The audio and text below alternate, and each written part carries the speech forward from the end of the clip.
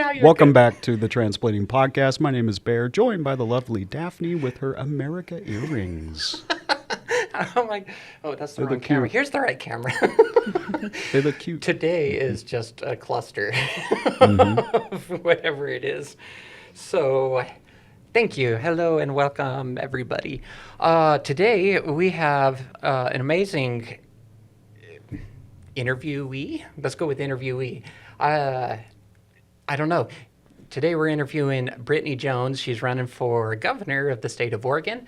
We're excited to have her here, and for me personally, it was a really exciting jump because we hadn't even released a first episode yet. We hadn't even recorded a first episode yet when you agreed to come on the podcast, and it was such a thrill for me that we could jump right into someone. I don't want to say as big. I don't know what the right words would be, but I'm just with me. notoriety. Anyway, BJ, or wow, I just went with it. Brittany's here. Well, thank you for coming, Brittany. Thank you for having me. You guys have been busy already with 11 episodes. Yeah. Since approaching us. That's crazy. Yeah, it's wild how quick they came. Like we started off and it was I didn't think we'd get people that would come in the way they did, but we've had just so many people reach out. Oh yeah, we want to. We've had some amazing experts come on the podcast and talk, and then going forward, I have some more really solid people lined up. We're booked out through December at this point. So, yeah, it's amazing. But it all started with you because I think you're the first person that agreed to come on the podcast. So, we're really excited to have you here. So you're running for governor. Can you give us a little bit of history about where you're coming from and what gave you a drive for politics? Yeah, I don't mind at all. So there it is. I always say and I try not to. But so when Trump got elected, I actually decided I was going to run for president as soon as I was old enough. And I ran unaffiliated, which we all know the likelihood of an unaffiliated candidate getting into office, especially against people like Trump and Right. Biden and Harris. And so my team, we had a plan that if I didn't win in 2024, that we would run for a state level election. And we'd run as part of a party. So as soon as I could, I registered the campaign committee, and I still have to declare myself a candidate. But with everything going on in America, I haven't been into politics for very long. Okay. I remember like the first time I voted was for Obama. But once I dove in, I found, I'm passionate about it, or else I still wouldn't be in it. But it went from 0 to 60 really quickly. And I was like, I'm surprisingly good at this. And I also really hate politics. But I'm passionate about it. And I want to make change for my children, their children, like my friends' children, everybody's children. That's kind of a native belief too, is for you do it for 7 generations in the future. It happens. It happens. I talk with my hands. I do too. That's why my hands are always up here. You do it for 7 generations into the future. And our environment is declining. Our human rights are being taken away. We're still in an active genocide right here in America. And then we have genocides happening globally, like in Palestine. Right. And it's time for people to get into office that have the energy for change and who are living the discrepancies and who can see how to fix it and are not afraid to stand up and fix it. Right. And so I decided to go for it. What genocides are you seeing here in America? So the genocide against First Nations never stopped. Our treaties are constantly violated, almost, I would say daily. But there's the MMIW crisis, so that's missing and murdered Indigenous women, and that started up in Canada, the movement, and came down to America. Now you'll see MMIP groups as well for missing and murdered Indigenous people, and so that covers the men, the Two-Spirit, and everything like that as well. Right. And then we have, they just challenged ICWA during the last presidential election. ICWA was on the chopping block, and that's the Indian Child Welfare Act. And that keeps Native kids in Native communities. So they have their culture, their community, their practices. Because historically, Native children would be taken, put into churches, adopted out to white families to be indoctrinated. Right. And there's survivors of that still when they would Right. sell native children for $10. So, like, yeah. I think that that one of the survivors is 73. Oh my goodness. Yeah. So not that long ago. Not that long ago. Wow. So I take it that you're native then? Yes, I am mixed. I'm Potawatomi, which is a tribe on the East Coast. I'm not enrolled. I always clarify that so nobody comes for me. But I am connected to my family who are enrolled, and I communicate with them frequently, learning my tribal history, my family's history, and just I need to go out there and visit and get the enrollment process started. Right. But for right now, I'm happy to be connected to them and be learning. Very nice, very nice. So you said that originally you ran unaffiliated for president. Now you're running for governor. Where are you politically with that? I'm running as a Democrat. Okay. I know the sigh. I actually have a petition up for transparency and accountability within the Democratic Party itself. When I do decide to be a part of something, I go for it. And I decided to be a part of the Democratic Party, and there's discrepancies and issues that I'm already facing as somebody going up against an incumbent, even though she has not even declared herself a candidate. She hasn't said she's going to run again. I'm talking about Tina Kotek. We're calling it out. Yeah. The DPO, the Democratic Party of Oregon, has already been violating their bylaws, has already been lying to my face about what they're supposed to do during campaigns and for candidates. And it's become a pattern of issues at events where my registration is lost or they deny me, and where there's smoke, there's fire. Yeah. And so I'm going to, being a part of the Democratic Party, I think it's up to anybody in any community to hold their peers accountable. So within the Democratic Party, I'm going to do that. Fair, fair. You said that you are running into obstacles with transparency, right? The rules keep changing, and there's different hurdles that you're having to jump through. If someone wants to run for governor or any office, really, what's the process like that? The process itself is pretty simple. You set up your campaign committee, and that's what files, the treasurer is under there, the finances, that handles all of that. And then you have to do a candidate statement. If you're part of a party, it's only $100. Oh, wow. Yeah, and that gets you on the ballot. And then for an incumbent, I think it's $150. If you're unaffiliated, you have to get thousands of petition signatures. I think it's like over 20,000 signatures. Oh, my goodness. Yeah, to get on the ballot. It's extremely imbalanced. What's the population like in Oregon? Oh, God. I don't even know that number off the top of my head. I was just trying to think about how hard it would realistically be to get 20,000 signatures. Not to put you on the spot. I know. I don't know. I suck with numbers, so bear with me. But I know No that worries. I have a petition for accountability within the Democratic Party, and I've only had like 25 signatures. And that's with Democrats. Wow. So 20,000, it's a lot and a lot of work. Yeah. How do you go about getting signatures? You just going door to door knocking, or how do you go about that? So when I was running for mayor years ago, to get the petition signatures, I actually snuck it into work and would ask the customers as they came in. Yeah. Got to do what you got to do. You got to make the money. And the state Whatever elections works. office will give you a form. It's an actual official form you have to use for petition signatures. You can make copies of it. 40,000 pages long. You can't have duplicate signatures. They have to be a resident of Oregon. They have to put their address down so they can be verified as a resident of Oregon. Right. And so once you get your petition signatures submitted, then they have to be verified, and that takes time. So I think you have to get them in before the even like deadline for party candidates, because they have to have time to count them. So you have less time to get Yeah. on the ballot than somebody in the party.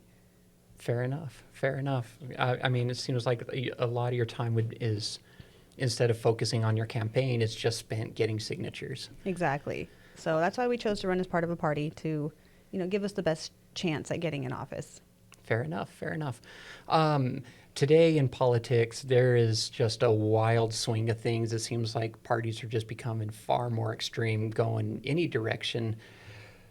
How do you find leadership in that kind of chaos? That's another good question.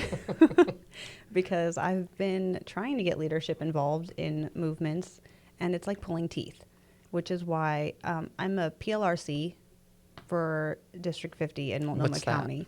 It's like a representative that helps set up the convention and the platform for the Democratic Party for the year. And I just became the PLRC, and I've only been to one meeting so far. But at that meeting, they asked me, because in the convention where we were at, our county had a lot of energy and a lot of involvement and participation. Yeah. And so one of the older people there asked me if we could capitalize on that energy. And I was like, we can for change if you can get the trust of the younger voters back, Right. because they're not seeing you out there. We're Right. marching, we're taking, getting hit by rubber bullets, pepper spray, and you guys are nowhere and you're quiet. Yeah. So if you want us, the younger generation, and you want to capitalize on the energy, you need to start stepping up and making yourself known, showing up to these places, stop ignoring emails and phone calls, be involved in the community. And even, sorry, Multnomah County Democrats, but I put out a call out because I did a delivery of supplies to the Protest and Ice, the little camp out there in downtown Portland. And I put out to the Multnomah County, they had just had a conversation about where the leaders are, how they can be more involved, what steps they need to take. And they were asking, well, what can we do? And I said, well, we need supplies. This is what we need. Only one person gave a box of sanitizer. Wow. And I'm like, I'm going to be making weekly trips out there. So if you guys want to help, I'm telling you how. You asked how, I'm telling you how. I mean, it's nice that you have a plan. A lot of people, I was asked yesterday on the radio, they go, how do we make change? And I go, I don't know that I necessarily have all the answers. So having leadership that has that makes a big difference. I know you're saying that a lot of the younger people aren't feeling heard, they're not feeling seen, and so they're not really engaging so much in the political parties necessarily. They're there for the movements, but not necessarily supporting parties of any kind. Mm-hmm. So one of the areas that we're seeing people not being heard much from, if at all, is the trans community. We're running into right-wing side of things. They're actively attacking transgender rights, and they're actively trying to silence. They're actively trying to silence Did that get picked up on? It did not. Okay. It did not. You're all good. So they're actively trying to silence trans people. How do you help trans people make sure their rights aren't violated, or is that even something that your platform stands for? It definitely is. One thing that, same with my presidential campaign and this one, is safety for everyone. There's the genocide in Native communities. There's our women's rights are being taken away. Transgender rights are being attacked. Our pro-choice rights are being taken away and Yes. attacked. And we need someone in office who's willing to take a firm stance and say, no, these are the laws that protect these people. They are going to be enforced, because we're not seeing that. And that's why I decided to run as well, is to be that. I'm very stubborn and very hard-headed. You can threaten me. You can try to silence me. People are like, oh, they're just going to fight you in the legislature. I'm like, let them try. So what? At least I'm doing something. Yeah, you're making a difference, making change. And so making sure that, for me, freedom of speech covers transgender people and gender expression, because you have the right to self-expression under freedom of speech, and gender expression is a form of self-expression. So I think there's a fair point there. That's a constitutional protection that could easily be enforced statewide, nationwide, if the person in office actually cared to do so. Makes sense. One of the things that we're seeing, governors are willing to stand up for things in their state, but standing up against Trump has not been something that you're seeing a lot of people do. That a lot of people are just cowering down because Trump is holding the financial paycheck over all these different states. How do you work with that? I think that's where, people are like, you're poor and you're running for office. Da, da, da, da. I think, honestly, being poor and knowing how to survive on almost nothing Yeah. is a good skill to have. Because if I do get into office and they do pull federal funding, guess what? I know how to budget. I know how to survive, and we will survive this. We'll come together as a community. We'll provide our own funding, our own necessities, and we'll do what needs to be done to make sure that we're taken care of and safe. That's fair. One of the things that we've been seeing is up in California, for example, Gavin Newsom, they went and made California a sanctuary state for trans people. And since then, Gavin Newsom has kind of pulled out of his stance for trans people. Is Oregon, is it part of your plan to make Oregon a sanctuary state for trans people? And if so, what does that look like? Absolutely. Then, you know, making it a sanctuary state means that healthcare will be available, that you people say that you can't silence hate groups and hate speech, but it becomes hate speech, especially when it's inciting violence against people and, you know, causing people to lose their job, causing people to lose their homes and not be able to feel safe, and being able to enforce that and stop the hate speech and the hate groups that are targeting transgender people and other groups as well Right. is a huge step in stopping the harm and making, because sanctuary is supposed to be safe, and if it's not safe, then it's not sanctuary, and that goes beyond laws and legislation, and it goes to actually keeping the people safe. I love that. I love that. A lot of people just, I don't know, I guess it is just a title, you know, oh yeah, look at us over here, we're the safe space, but it's not safe unless it's actually safe. I know Oregon has insurance laws specifically toward gender affirming care, where any insurance provider in the state is required to support and provide gender affirming care. The Trump administration right now is trying to take Medicaid and remove those kind of rights for trans people. How do you work with the and I maybe I'm asking hard questions here. I don't know. Fine. But how do you work with, you know, when the national funding is being cut for these programs, even though Oregon State mandates it? How do you work to find a balance there or to support it? That's a very good question, and it is a hard question because the governor's powers are limited to state. Like, they're not. When the Civil War happened, states kind of lost their states' rights. They have to answer to the federal government so that a civil war doesn't happen again, Right. supposedly. And so it goes beyond the governor or any political office at that point. If that funding is removed, if that's removed, we have to rely on the community at that point. We have to rely on doctors doing the right thing, and we have to be able to protect those doctors and make sure that people are covered for help in any way that we can find to make that happen, because it would be difficult without federal funding. That's to say it wouldn't be Right. would be a lie.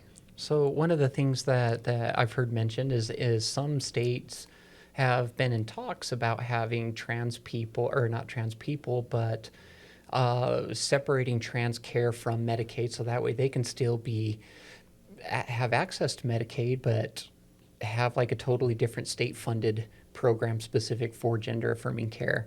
And I think New Mexico just became the first state in the country to have insurance available for medical insurance for everybody. Just, I don't know, what's the term there? What do they call that? Like a national health care, whatever, but it's a statewide health care. Yeah, that sounds like a great idea.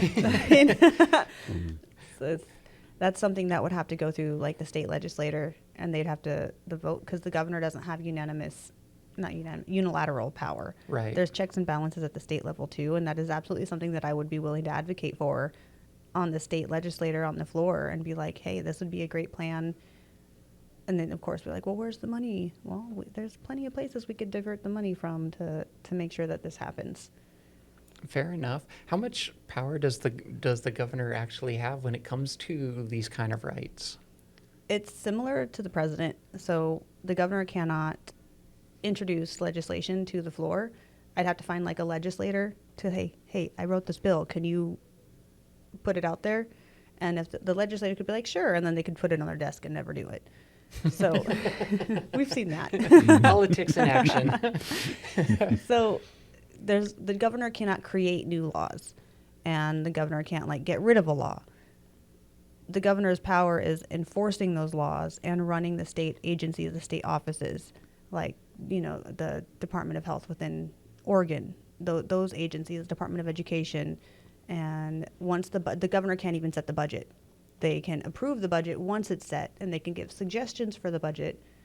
But that, again, goes to the legislative branch of the state level to say, hey, this is what the budget's going to be. Approve it. And I could always send it back, be like, no, we need more budget for this and less for this. Right. And they could work on it. But, we've seen the walkouts and the government closures because of disagreements like this. So it could be a battle, but it could not be, depending on who has majority. How would you work with walkouts and closures? I don't even know yet. I'm kind of a heavy-handed. That's fair. And I didn't have it on the paper ahead of time. No, that's fine. It just came to me. I do plan on initiating state of emergency as soon as I'm elected, because we have the housing crisis, we have the drug crisis, we have the treaties being violated for First Nations and the MMIW and the oil pipeline. So there's plenty of avenues to do a state of emergency, which does give the governor more power. And it's hard to say how far I could push that without actually being in office to say, That's hey, fair. you guys get back to work. Is that so? Does the governor have the ability for like executive orders? Just sign it with the fancy pen and off you go? Yes and no, like to direct the agencies underneath. Like we could do, hey, executive order, this is how you're going to operate now. For example, with the state of emergency, I would get control over state agencies, including the police department. So I could say, this is how you guys are going to operate now during this time. And then if they violate that, I could remove leadership from positions and replace them with people who are more for the people. How is that different than what Trump is currently doing right now? It's not really. It's just no one's willing to take that and stand against him. And, it is, to make a stand, you can't be afraid to take that stand. Yeah. And what he's doing it to harm people. Somebody needs to step up that's willing to do it to help people and protect people, instead of just letting him run rampant and do whatever he wants. Where becomes the check in that, where people can determine if that actually is held versus somebody just pushing an agenda? Just like, you see how the Supreme Court challenges him and says yes or no. Right now there's a Republican majority in a lot of those. In Oregon, it's the same thing. There's the Oregon Supreme Court and the legislator. There's checks and balances in there as well. And they can be challenged. Lawsuits can be brought to say, hey, this is unconstitutional. This is against the law. Stop doing this. And the court would make a ruling on that. Yeah. And then the governor would have to follow that ruling. Fair enough. Kind of bringing things back, where do you see Oregon nationally? Like, how do you see Oregon as they play in the national political role, I guess? I don't know. Maybe I just repeated myself a bunch. Honestly, I've traveled to a lot of different states, and a lot of people don't even know about Oregon. They don't know where it's at. I'm like, it's between Washington and California.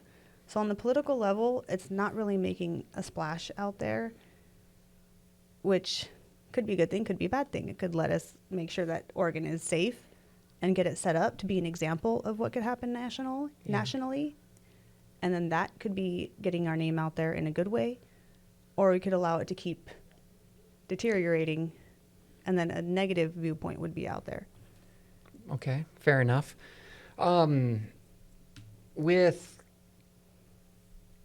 rising polarization that we're finding, there's extreme lefts, there's extreme rights kind of coming into it, and Oregon has a fair mix of both. You have the east side and west side of the state, and they vary differently.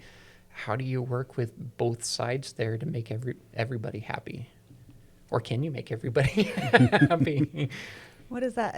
What's that saying about a good negotiation? No one's happy. Like when you find middle ground, there's concessions from each side. Yeah. So no one is happy. However, I have found that when you actually sit down and talk with somebody one-on-one, unless they're extremely hateful, you can pretty much find like common ground on Yes. an issue. One issue is all, hey, you know what? You don't like this, but you like this. I like that too. Let's go over that way with you. And that's kind of an individualistic approach. But then what we're seeing, Charlie Kirk was just assassinated, and it's a huge polarization. Yes.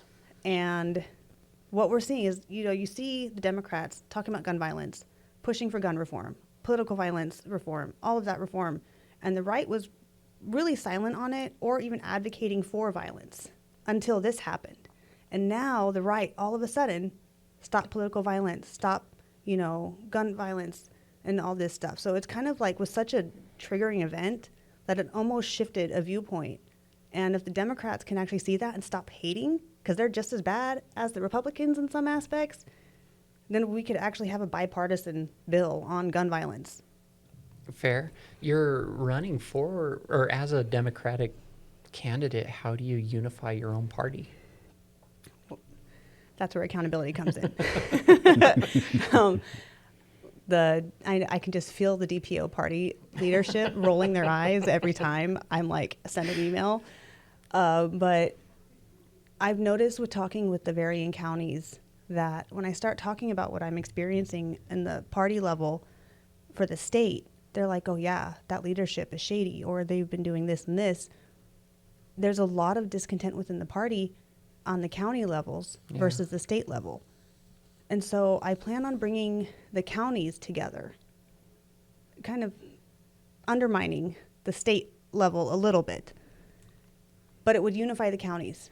And that involves the smaller towns and cities and places that are normally ignored, which is where a lot of this discontent comes from as well. Yeah. So being able to bring them together and form a coalition of sorts Right. of the counties actually working together, this could bring that community sense to the Democrats again, because they'd actually have their leadership listening to them.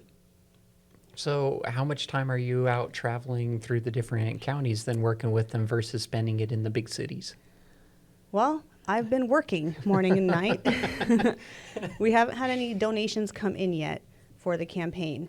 So I've been emailing primarily. I do need to come to the Marion County Democrats office. I've been talking to the Josephine County way out in Eastern Oregon a little bit. Baker County reached out to me quite a bit ago, but that's mainly through TikTok.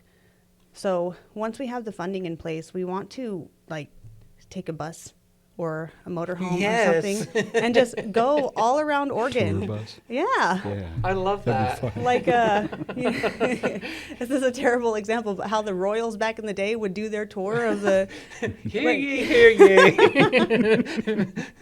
go out there and actually go to these counties and listen to the people and visit the Democrat offices out there and be like, hey, we're here for you. And we actually have plans to connect you to the bigger cities so you won't be out here by yourselves anymore. Fair enough. Fair enough. I mean, it sounds like there's a decent plan anyway to make sure that everybody has a voice and that it's heard. You did mention TikTok. That's where I found you, and you are very active on TikTok. It seems like every day I see new videos getting posted, or at least I get a new notification of another one. So you're very active there. How do people support your campaign if they want to? Well, with TikTok on the verge of going away constantly right now. Right. I also have a Facebook page. I have an Instagram. I have, my website. We are working on doing a mailing list on the website, but you have to pay for the website to get that option. And so, we need campaign funds coming in, which is another thing we're working on, the grassroots organizing, because I call out corporations so much. I don't think they're going to want to support me. So, social media has been one of the biggest tools that I've found. I just, whenever one of my videos has views, whenever I get a notification, your video is going viral. I'm like, yes. What's your most viral video? Honestly, I think it's the one calling out Tina Kotek for banning cell phones in schools, because a lot of Republicans thought I was Republican. And so they were like, yes, turn Oregon red. And I was like, Red from embarrassment. yeah, I'm like, actually, I'm running as a Democrat. Oh, no, the Democrats have destroyed. I'm like, okay. Save the phones. My thought, that goes to the school violence, though. They're like, just go to the office if you need to make a phone call. I'm like, yeah, well, what if there's a shooter and you get shot in the hallway trying to go to the office to use the phone to call your parent? And like, I'm sorry, if my child's in the middle of about to be... Don't be a quitter. I'm like, if my child is about to is afraid that shouldn't they're say going to that. get shot, is afraid that they're going to get shot, I want to be able to be on the phone with them. Yes. Like, if I'm the last voice they hear, then I want their cell phones in school with them, because Yes, that for is a sure. reality that we have, and they should be able to have access to that. How bad is gun violence in Oregon? Ooh, I don't know the numbers on that. But I don't either, and I didn't ask you ahead of time. I know. I'm just curious. Well, I mean, if you think about it, wasn't Kip Kinkle from Oregon, Springfield. Springfield? Mm-hmm. I And do remember that was one of the turning points for school shootings. Was Kip Kinkle, and you know, I remember growing up and always having lockdowns and stuff because somebody would call in with a threat, and it went from in the redneck communities, because part of my family lives down in Yoncalla and Drain and stuff, seeing rifles in the back of trucks at high schools, to now all this fear because there's not enough mental health help anywhere, even in Oregon. Yeah. There's not. And we're a blue state. We're supposed to be able to have that stuff, right? And without that mental health help, that risk goes higher and higher. And with the divide and the divisive politics going on and the calls for violence, Yeah. it's whenever I drive by a school that doesn't have high enough fences, or the playground's in plain view, I'm like, ooh, that could be a target. And it sucks having to have that thought process just driving through a town. It shouldn't be like that. One of the things that we've been seeing over the last couple days, I am making all kinds of noise over here. One of the things we've been seeing, though, is there has been, I don't know, senators, whatever, calling out for the institutionalization of trans people because of mental health conditions. And we've had Jeff, whatever, on Jeff Ritchie. Mm-hmm. Yeah, Jeff Ritchie on episode 3, he came in and explained the psychological side of it and how it's not really a mental disease. But you have people like Nancy Mace and Ronnie Jackson. There's the senator from Texas. They're calling for the institutionalization of trans people. How do you work with trans people and mental health? So I've actually been calling out Trump on this one, because he is, doing those I think he signed that executive order for forced institutionalization of the mentally insane, I'm using air quotes, Right. homeless people. Mm-hmm. And I'm like, who decides if they're to the level of needing to be committed? Who makes that decision?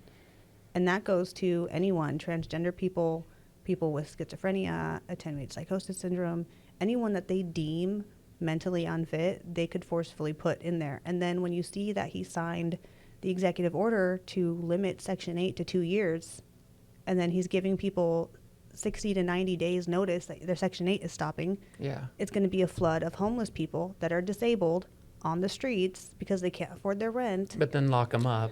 Exactly. To me, it's a form of ethnic cleansing. It's eugenics. It's following a certain pattern that a lot of us know pretty well when you're educated on history. Without calling names out. Right. That's the pattern I'm seeing. Yeah. Fair enough. And a lot of people are seeing that pattern, if I can talk right. You had mentioned grassroots efforts earlier. What role is grassroots efforts going to play in your organizing of this campaign? Honestly, we're poor and we cannot afford to pay people. So everyone that's on the campaign is a volunteer. Yeah. Everyone plays a role, even if it's just 5 to 10 minutes a week to share a video, a couple videos. Like talked about earlier, social media is the biggest reach I have right now. Right.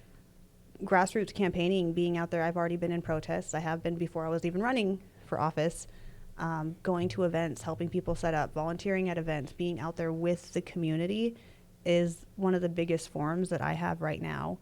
And we're talking about doing more in-person Q&As, in-person meetups, just out in the community, so we can meet people face to face. And I'm one of those people, my PR manager wanted to go over the questions with me. And I'm like, Yeah. I was like, well, we can, but I'm still going to have, I'm still going to be me. Yeah. I don't like press filtering of candidates or politicians and how they're fake. I Right. will always be who I am. Right. If I make a mistake, I learn from it, I grow, I move forward in a better way. But I will admit those mistakes, even if I don't make them publicly, because I'm human. I'm not going to pretend to be perfect. I'm not going to put on that fake face. And so grassroots kind of helps keep that accountability because it gives the people direct access to you as a candidate. Fair enough. We had talked earlier that there are a lot of people that are very active in community support. They're out there actively advocating for different programs and movements, but they're not necessarily active with any kind of party. How do you, and maybe I already asked this, I'm not sure, but how do you get everyday people, young queer folks, people of whatever marginalized community, how do you get them to get involved and make a change with you? That is a disconnect between, because you can be out there protesting all day, but if you're not getting involved on the political side of that, pushing for legislation, working with legislators, going out and being a voice within, when they have public sessions, if you're not bridging that gap between being an activist and being political in that sense, then nothing's going to change, and you're going to have to come back next season and next season and next season for the same protests and same movements. So I think education is huge when it comes to politics. Yes. There's a lot of people that do not understand. They think that, the governor or the president can just change taxes. Right. Or that we can give you free housing, or we can give free health care to everybody. Right. We can't. That has to go through the legislator. This is what this office can do. This is what this office can do. This is what this office does. This is how you can be involved. And even though I don't like politics. It's a disgusting place to be because there's so much backstabbing and shady stuff going on. So you really do have to have tough skin and know who you are going into it. Yeah. But we need people who don't like politics to be in politics, to take Fair enough. to take these positions and run for these offices to make it what it needs to be. Yeah, fair enough. I was on a radio show yesterday on KBOO, and they ended up asking me a question similar to this. How do you work with the communities? They're scared. What do you do with that? And I go, well, fear is based on fear is driven by ignorance, and ignorance is just a lack of knowledge, right? And we're choosing to stay that way. But the best way we can support communities is by educating communities. You had mentioned that you are accountable. You make sure that you keep yourself accountable. How do you keep yourself accountable to communities? I guess it's easy to say I made a mistake in behind doors, whatever. But how do you say it to communities? I don't fully. That's fair. I'm trying to understand. You had mentioned that like people make mistakes, you make mistakes, we're all human, and whatever, we can own up to those mistakes and move on. And that is, I think, personal, a great thing, but it's easy behind closed doors to just go, hey, I messed up, I need to fix this, and I need to be better and move on. But when it comes to communities, there's communities out there that do get hurt over decisions. So how do you stay accountable to those communities? Okay, I think I understand now. So I'll use a mistake I made before, and then I'll go into other, because this is a community that I'm a part We're of. calling you out. Yeah, this is a community that I'm a part of, and then I'll move into communities that I'm not a part of. So Okay. it's kind of a two-part answer. So being Native and being a reconnecting Native, I was involved as a child learning jingle dress dance, had ceremony in the home, went to gatherings, and then that stopped when my mom had to work like 2 or 3 jobs to keep a roof over our head. So as an adult, I reconnected, I found my tribe, and in my excitement of this, I posted the wrong DNA chart publicly. And I know. And instead of, they should have came to me and said, hey, this is the wrong chart. Do you have the right chart? Instead, they were very nasty and were like, you're manipulating us. You're lying. And I'm like, nope, I'm not. That was a mistake. I pulled the chart down. I put my actual DNA results up, and then I moved along. Yeah. Like, I don't dwell on an aspect. I fixed it. Now I'm moving forward in a better way. The right one's up. You can keep yelling over there, but it was fixed publicly. People can go look and see it. And that's from a community that I'm a part of. Turns out you're part Mandalorian. And then we have, now, in my campaign itself, And when I am governor, I'm manifesting.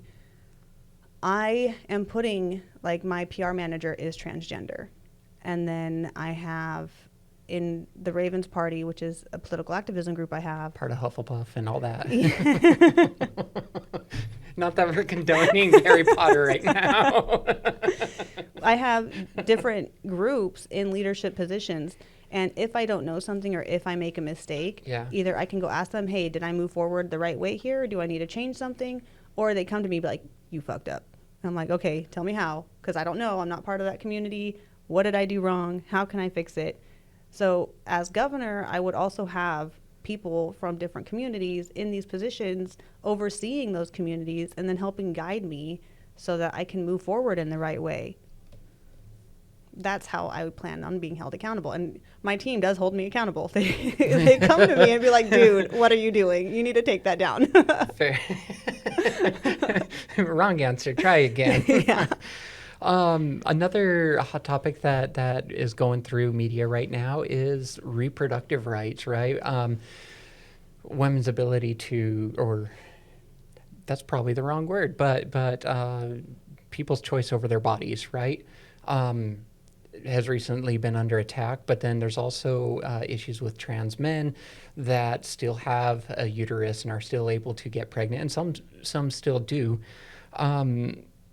How would you make sure that all of these groups, marginalized groups, get access to that health care that they need? That would be a part of enforcing the anti-discrimination laws that we have, because if you turn somebody away because they are transgender, simply because you don't agree with the fact that they're transgender or you don't think your medical facilities are for them, that is discrimination. And so that comes along with people, hey, if you're turned away, file a report. Don't be silent about it. It's a two-way street. And if that report's filed, then those people can be held accountable, and those anti-discrimination laws can be enforced to make sure that everybody, transgender people included, have access to that health care that is needed. Because being healthy is, I think, a necessity, not a want. Yeah, that's fair enough. I like that answer. It seems really inclusive anyway, and just making sure that people aren't being discriminated against in any community. And that's nice, because this isn't a problem necessarily strictly applying to trans people. It's applying to most of the population, I'd say. I think I've seen it, like, I'm not transgender, but from the outside perspective where I've seen it is in the community. Like, they see a transgender man who is pregnant and they're like, how? You're a man, aren't you? And it's so much hate and disgusting rhetoric towards people that it's like, we can't have that, because that does spill over into the professional spaces. And that's where the hate speech laws would come in as well and be like, dude, you can't make them feel unsafe. At what point does hate speech laws start infringing on people's right to speak? I think I did research this. It's kind of a slippery slope, but you have to be very careful with how you do it. It's when it incites violence or causes harm. And I do view it as, if somebody doesn't feel safe, you are harming their freedoms. They're preventing them from living. If they're afraid to leave their house, how are they going to go to work? If they're afraid to leave their house, how are they going to shop and get groceries? Not everybody can afford to order in. That's expensive. Yeah.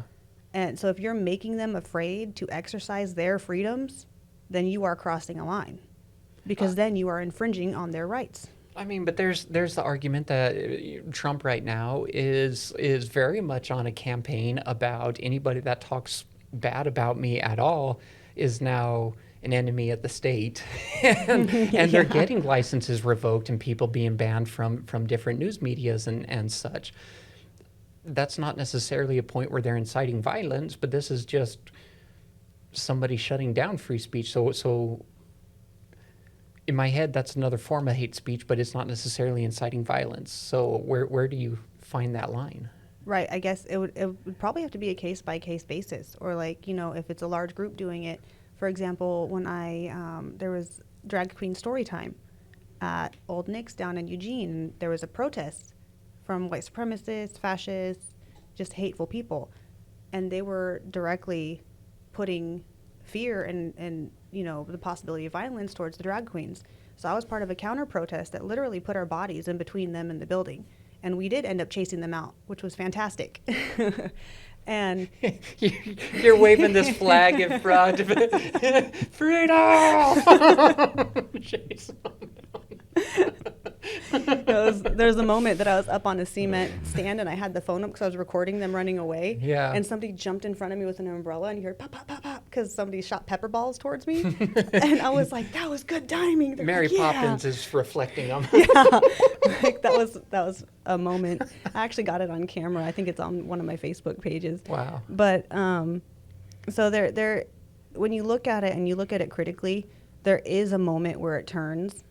And it's that moment. You want to stop it before it gets physical and before it takes lives. So you kind of have to always be on your guard about it. And that's also where you have your team hold you accountable. Like, no, that's too far. Don't do that. Right. You know, this person may be saying things that it's hurting your feelings. But are you afraid to go out your door? Are you afraid to go to work? Are they standing outside your house? Are they telling people to go hurt you? You know, because having hurt feelings, it's one thing. Yeah. And I've had my feelings hurt quite a bit. Right. But that's their right. Like, oh, you don't like me? Okay, that's fine.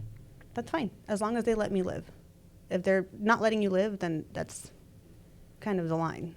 Fair enough. One of the biggest complaints that I've heard over time is that people feel that politicians will go, they get into office, and then they forget about the communities that put them there. They get caught up in whatever it is that they are doing, whatever, we'll even say corruption that is happening. How do you make sure that your community's voices, including marginalized voices, trans voices, you know, whatever marginalized group, how do you keep yourself available so that their voices are still heard after you're in office? This is one of those things where you have to be like, you got to trust me at some point, and you won't know until I'm actually in office. You know, you there's no way to tell because nobody can tell the future. Right. Like, I know that I'm not going to just disappear. I'm way too stubborn for that, and there's too much going on. There's too much work to be done for me to just disappear into some back office signing paperwork. I mean, but it's easy to turn around and say, you know, yeah, I'm going to be there for everybody. But I mean, do you have a plan for ways to keep in contact with the communities afterwards? Actually, we are talking about, which president was it? He actually had an open door policy for community members. It's all right. He had an open door policy for community people. Just come in to the White House and talk to him and tell them their problems. So me and my team, you know, there is the gun violence and the assassination attempts and all that stuff we have to worry about now. But being able to have a town hall. Yeah. Did you have something you wanted to say? Oh, I apologize. Okay. No, you look like you wanted to add in there. No, go ahead. He's just thinking about lunch. I was like, maybe he has a point. Is there a snack break Like, in here? You look like Don't hate me, Bear. No, I don't mind. you did the thing I do when I'm talking in my head and like formulating a response for it. I'm like, oh yeah, that'd be a good thing to say. Yeah, yeah. And so I was like, oh, maybe. I was like, stop talking so much and let them talk too. So town halls, though. Yeah, letting people come in and just, hey, from this time to this time, I'll be here. You know, you can come in and talk to me person to person, one-on-one. Yeah. And we'd have to think about the security and logistics of that because I don't want to get shot or stabbed or, you know, but I want to be available. So it is something that we do talk about on my team and how we could, you know, fireside chats or whatever. And they're like, oh, you just go live on social media. You do that anyways. I'm like, that'd be cool. Weekly lives on TikTok and stuff. Just Weekly lives. no filter. It's a soap opera. This week, watch as Brittany comes in and talks to the people.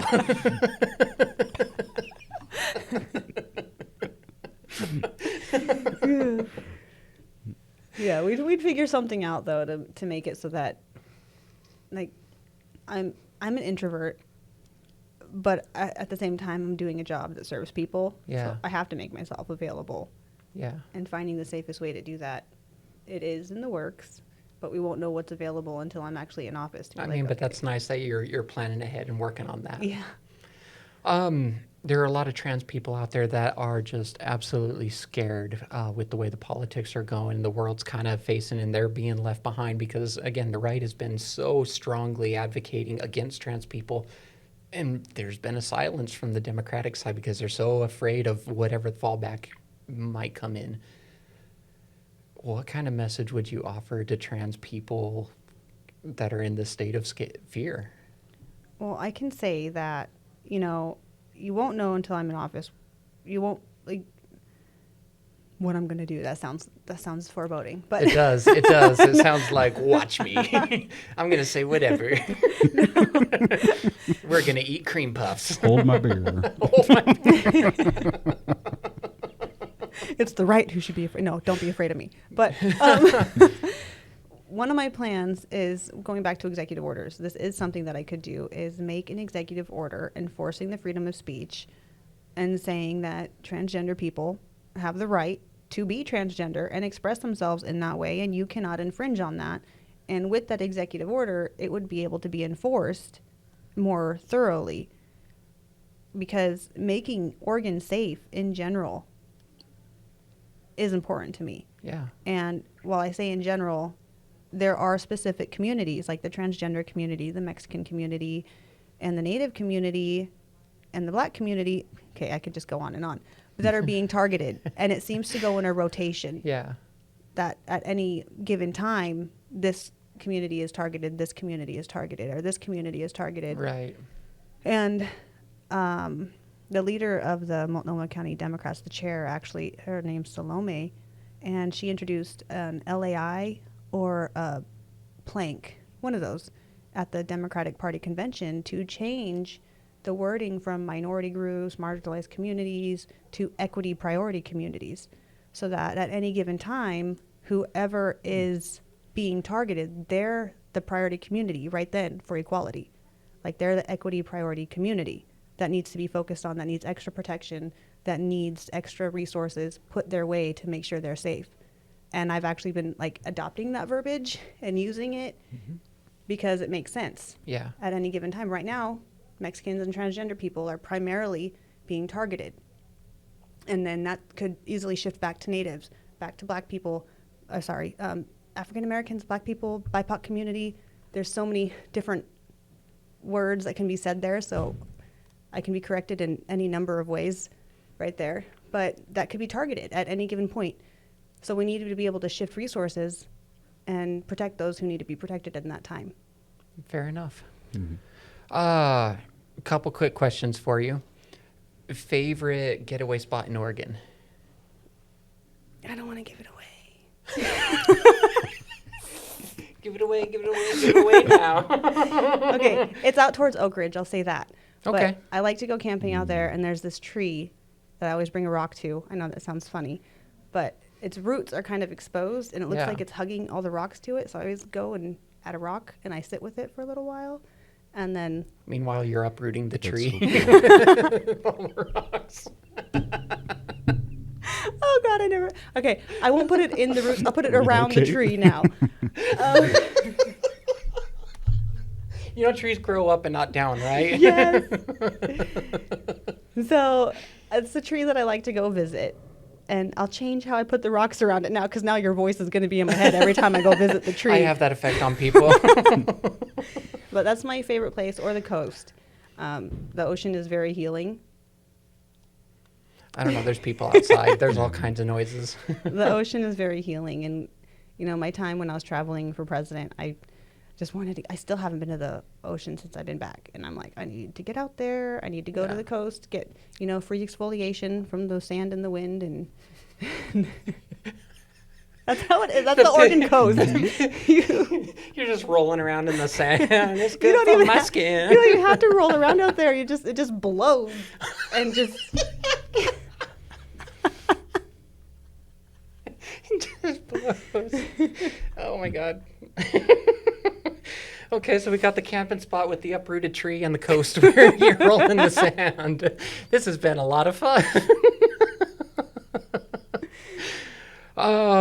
Go-to karaoke song.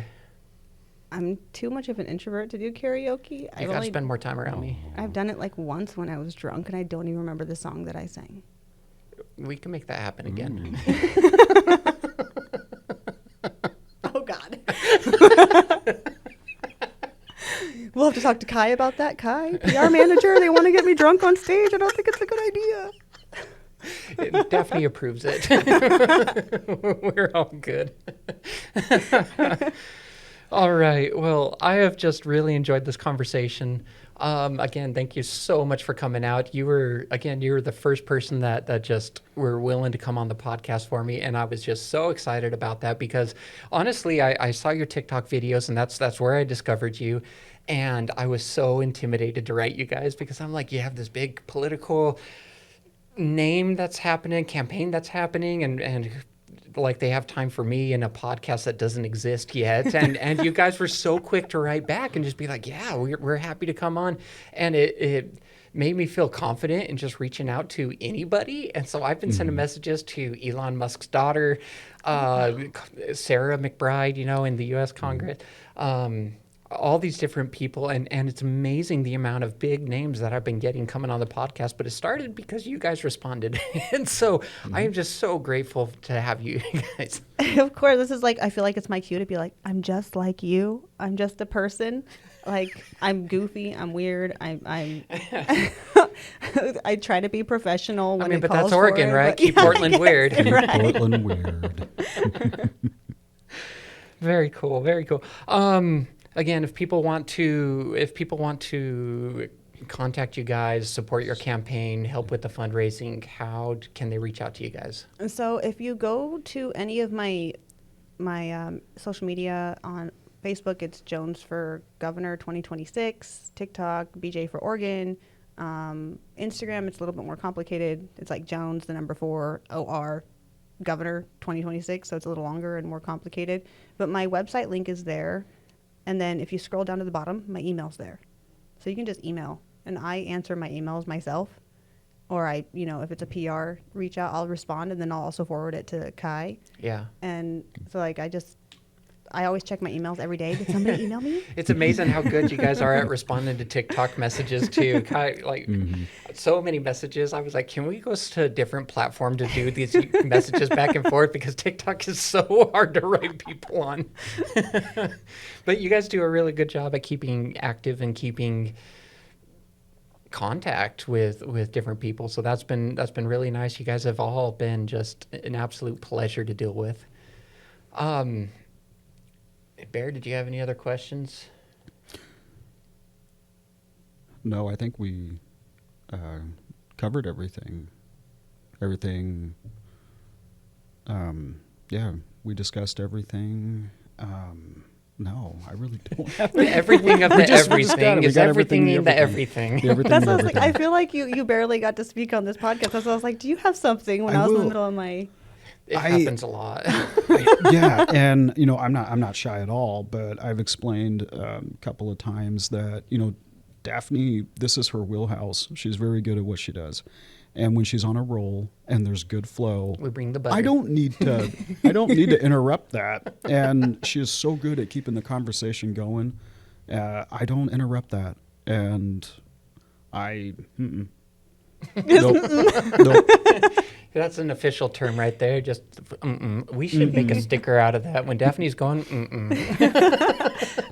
or you could make the sticker when Daphne's on a roll, bring the butter.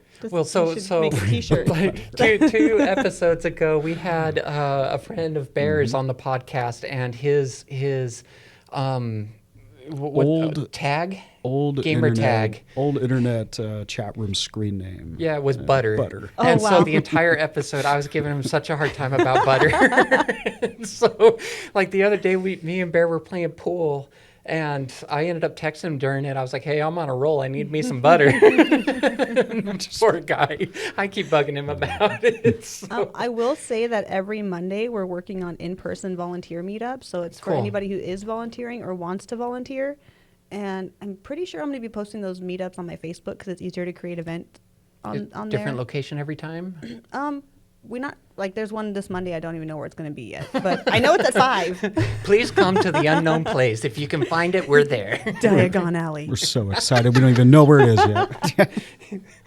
Oh my goodness. Okay, so you got the meetups, you got your different socials. Anything else for ways people can contact you or support you? We definitely need donations. Being a grassroots campaign, I heard that Kotek has already contributed over $600,000 to the Democratic Party of Oregon. That is hearsay. I don't have proof of that, but I'm if that's true, that's what I'm up against, and we need to be able to be out there. We can't win a campaign part-time, which means I need to be able to pay full-time staff. Yeah. Because it's not fair, especially in this economy, to ask people to give that much time for nothing and not be able to pay their bills. So donations, so I can pay people to be on the team so we can win. Fair enough. I like it. Is there anything else that you would like to say while you're here? Don't lift me up on a pedestal. I'm just a regular person, you know? Yeah. You can crack jokes, be funny. I'm goofy. I mean, I was volunteering. This is why we get along. I was volunteering at a fry bread booth at a powwow, and I tripped and fell on my ass in front of everybody. And I laughed it off like it happens, you know? I'm fine.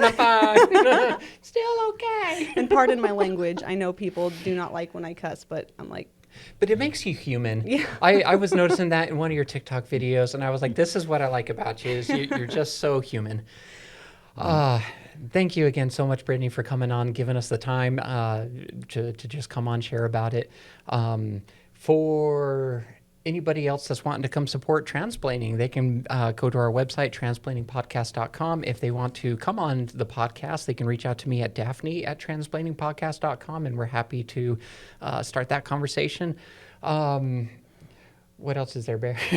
Don't forget to leave us a comment, Like, subscribe, share, and you can find us on YouTube, Spotify, and Instagram, TikTok. Find us anywhere. We need to work more on our TikTok and Instagram. I need people that can help me with that, because making reels just takes a long time, and it's a process. Again, Brittany, thank you so much for coming. We wish you the best on your campaign journey. As for the rest of it, I think that's all we got today. So for everyone, thanks for listening, and we'd like to just say welcome to the family.